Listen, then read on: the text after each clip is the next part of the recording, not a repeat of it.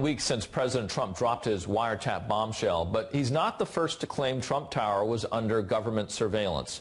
4 months ago, Heat Street, a year-old libertarian-leaning news site, reported that the FBI was granted a FISA warrant, which allowed them a closer look at a server, that server which may have been linked to 2 Russian banks. Joining me now, the journalist behind that report, Louise Mensch. She's also a former member of the UK Parliament. And to clarify, you reported the existence of a warrant on 2 Russian banks, not anything to do with the Trump or Trump Tower within itself. That's Louise, right. Thanks for being here with us today. Thank you. All right, let's start with this. How does the president's claim fit in with your reporting and from what you've known since that November article? Is there a connection here? I think it's really important that you made the distinction when you opened there, and thank you very much. I reported only the existence of a warrant. And I think in your previous segment before the break, that Lady Seema had it bang on the money when she said that the president had gone very quiet. For once, I think it's possible that the president does not have a fake news problem. I think he may have a real news problem, being that, what if there really is a wiretap at Trump Tower? The problem the president has then is that I didn't report that, and neither did any other journalist, which means that if he tweeted evidence in an ongoing top-secret case, then he obstructed justice, and that's an impeachable offense. And that's why I think the White House is being very quiet, not because it's fake. The problem they have is if it's real. Do you have any sources or reporting that is relevant to that thought? No, other than it was hilarious to actually be the subject of the White House putting out press releases about my reporting. I can tell you that they literally never got in touch with me, and they tried to say again and again that I had reported surveillance on Trump Tower, a wiretap at Trump Tower. I certainly did not. I reported faithfully the target of this warrant was 2 Russian banks, Alfa Bank and SVB Bank, and that permission was given to look at previously collected material on U.S. persons. That's what we call incidental collection. So no American was the target. The server at Trump Tower provided, as I reported, fresh evidence in order for the claim to be brought back to the FISA court.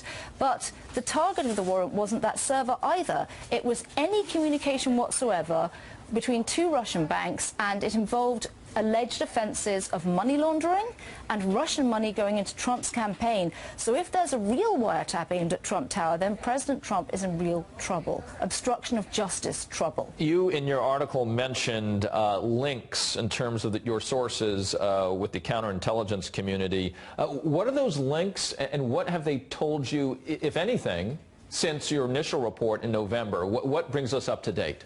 Well, you'll understand that I'm not going to discuss my sources in the intelligence community. I stand by my reporting. I always have done. What I don't stand by is the President and the White House's attempt to put words in reporters' mouths. The BBC have confirmed this. I believe Fox News has now confirmed it. The Guardian have confirmed it. And the silence that you see on the Hill is because a top-secret investigation that's ongoing cannot legally be confirmed or denied by anybody, except Donald Trump decided to take his Twitter account and tweet about Watergate, which is hilarious because actually Nixon went down for obstruction of justice, and you may well find that that's what will happen to Donald Trump as well.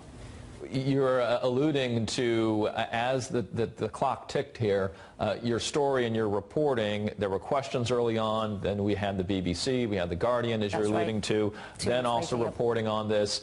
Then it became, if you will, more energetic around this theme line of these 2 banks and the question of a computer server that was at Trump Tower.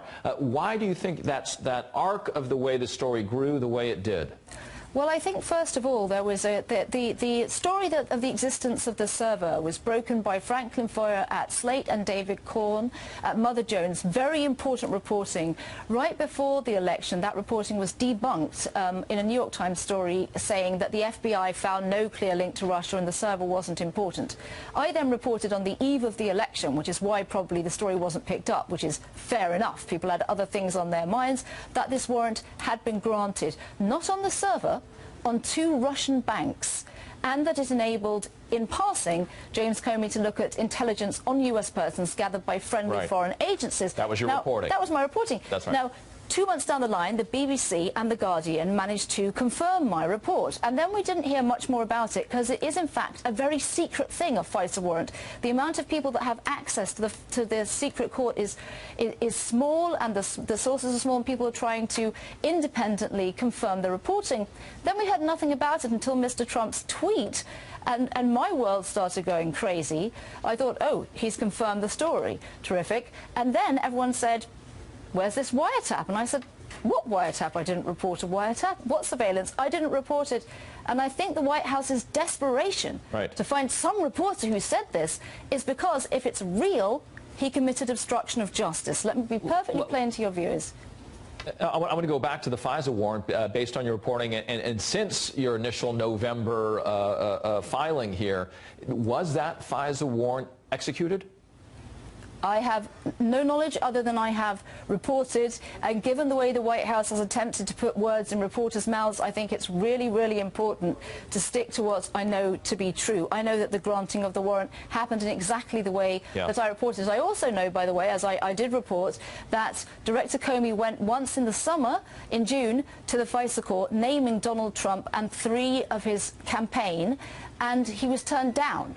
So I reported that this was a second attempt. Now, the BBC went a bit further 2 months later and reported that there were 2 attempts in the summer, and they also agreed that the FISA warrant was granted in October, and Paul Wood of the BBC reported that the date was October the 15th. Yeah. But we were very new. If you also think about when we reported this, especially my story, it was only a couple of weeks after the warrant had in fact been granted. I have no idea what Director Comey chose to do with the permission the court gave him, and I certainly didn't report it, whatever Donald Trump says. When's the last time you spoke with those sources, and what did they tell you? When did you start beating your wife? I'm afraid I can't give you any information about my sources. I don't know who they are, just if you spoke with them recently. Nevertheless, you know, I have no interest in discussing anything about my sources. Who knows if there is a wiretap aimed at MSNBC right now. I'm going to keep my sources to myself because I owe them that. Louise, Mensch, thank you for stopping by today. I appreciate it.